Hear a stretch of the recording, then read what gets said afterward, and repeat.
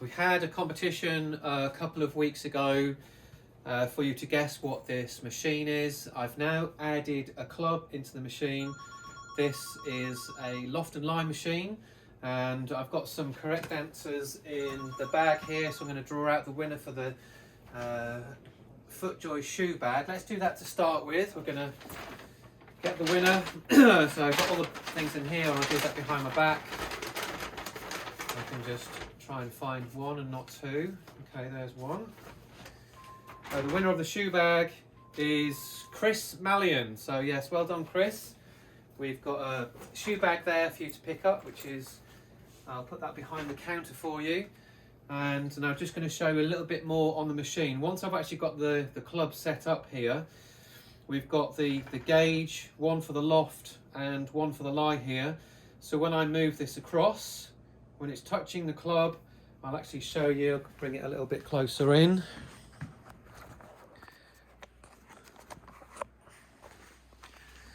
So we can see on this 7 iron, which is an Apex Pro from Callaway, it's saying the lie angle is 62.5, and on the loft, you can see right in the middle of the shaft there, it's saying it's a 33-degree loft.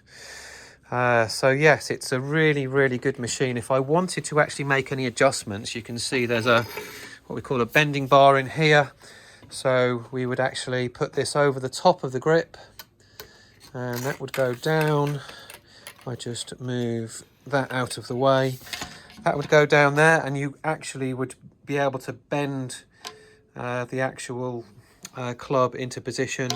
There are actually some inserts to go into that hole there, which just slot in, obviously trying to protect the club as much as you can, because it's quite easy to damage the clubs whilst you're going through that process.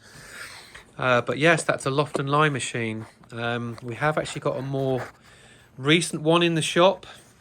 So if you did want to have your Loft and Lies checked, if you're hitting the ball left when you didn't used to, yes, it could be technique, but it could be that your clubs are too upright. And then if your clubs have the adjustability, some clubs are forged, some are cast, some are able to be moved more than others.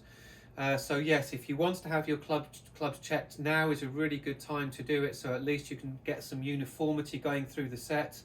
If you've practiced a lot at the driving range, for example, and it's taken quite a lot of impact on those mats, it is possible that the clubs can move.